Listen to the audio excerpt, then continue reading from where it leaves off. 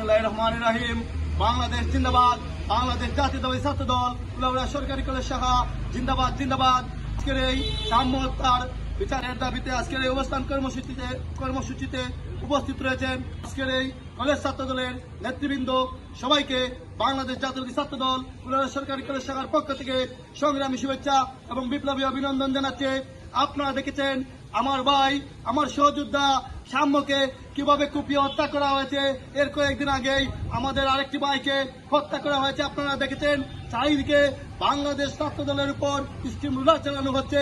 আমরা তার তীব্র নিন্দা এবং প্রতিবাদ জানাচ্ছি।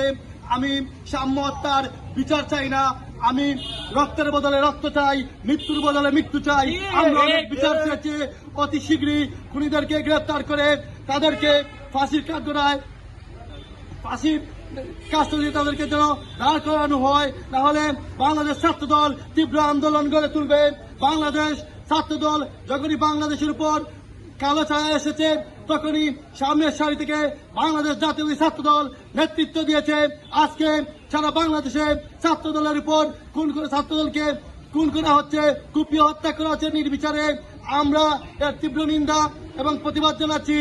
আমরা 24 ঘন্টার আলটিমেটাম দিচ্ছি কুলাউড়া সরকারি কলেজ ছাত্র দলের পক্ষ থেকে। যদি খুনিদেরকে গ্রেফতার করা না হয়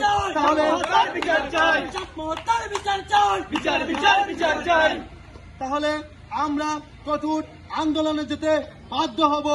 আপনাদের সবাইকে উপস্থিত হওয়ার জন্য ধন্যবাদ জানিয়ে আপনাদের সবার সুস্বাস্থ্য কামনা করে আমি আমার বক্তব্য এখানে শেষ করছি এবং আজকের এই কর্মসূচি এখানে সমাপ্তি ঘোষণা করলাম। ধন্যবাদ সবাইকে।